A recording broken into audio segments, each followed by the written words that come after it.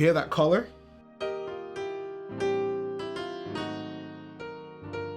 That's the gospel magic of chord substitutions. I'm Chris Moses from Gospel Progressions University, and today I'm going to show you how to use a 2-5-1 chord movement with tritone substitutions in the key of B flat major. It's going to help you to smoothly transition over to a minor 2 chord or a minor 6 chord.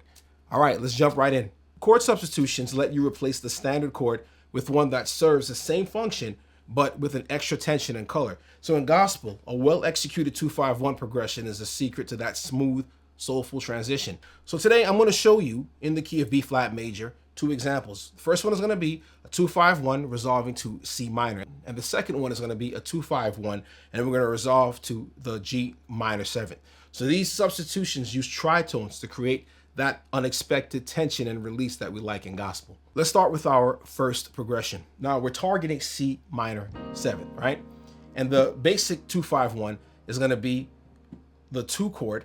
It's going to normally be a D minor 7th, and then you can play a G chord, a G major chord, and you resolve to a C minor. That's typically how the chord would go. But what we're going to do, we're going to use a D minor 7th of the flat 5. So it looks like this. Okay, and this is the voicing I'm using: left hand D, A flat, right hand C, F, A flat. So that's our first chord. That sets us up now to go to the 5 chord. The 5 chord typically would be a G chord, but we're going to substitute the G chord, the G7 chord or a G minor 7th chord, with a F diminished 7th chord. That's F diminished 7th. It's going to be like this on your keyboard: F, A flat, B, F, A flat, B, D. I'll double, and I'll just invert the chord.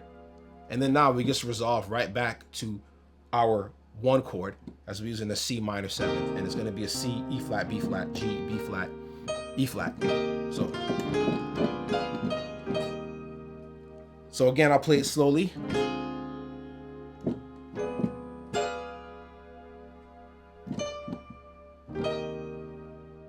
Hey, if you're feeling that gospel vibe and these 2-5-1 chord substitutions are transforming your sound, then go ahead and hit that like button and subscribe. And don't forget to turn on the bell notification so you know when I'm on here dropping knowledge. And don't forget to grab a cheat sheet. I'll go ahead and I'll leave the link in the description. Trust me, it'll just speed up your progress. Now let's dive back in. Now let's switch gears. In our second example, we're going to move from an A minor 11th to resolve to a G minor 7th. And here's the progression. We start with the A minor 11th, and now we give it that kind of gospel flair as we do the walk up from E, F, all right, to the F sharp, G flat. This chord here is another replacement, and then we're going to resolve to the G minor, right, or the G minor 7th. The A chord would not be a minor 11th chord; it would be a minor 7 flat 5 chord in the key of B flat because of the E flat here. But we're going to substitute this chord that we usually play to do a 2 and then a 5 for D7 and then a 1. We're going to do 2, and we have some emphasis: E, F, F sharp, all right? And we end up on this chord here to substitute for the 5 chord. So we have this A flat 9 chord, A flat 7th flat 9 chord, and then we resolve to the G minor 7th chord.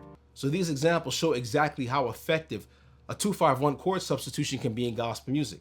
So in the first progression, the D minor 7th flat 5 to the F diminished 7th to the C minor 7th, we use the F diminished 7th, and that gives you that extra gospel tension. In the second progression, we went from an A minor 11th to A flat 7 flat 9, and we finally resolved in a G minor 7th. The tritone substitution on the dominant creates an unexpected color right before we resolve. So when practicing, just keep these things in mind. Move slowly, focus on how the tension builds up and how the substitution helps you to release the tension better. You can experiment with left and right-hand inversions and try other types of substitutions, kind of do it on an offbeat and see how it can really emphasize the resolution chord. These substitutions are all about creating that soulful gospel sound through unexpected tension and a satisfying resolution. If you found this lesson helpful, don't keep it to yourself, share it with somebody else. And drop a comment below and let me know which progression was your favorite. And don't forget to subscribe for more gospel piano tips. Check out the links in the description below for additional resources and the free cheat sheet on tritones. God bless you, and I'll see you in the next video.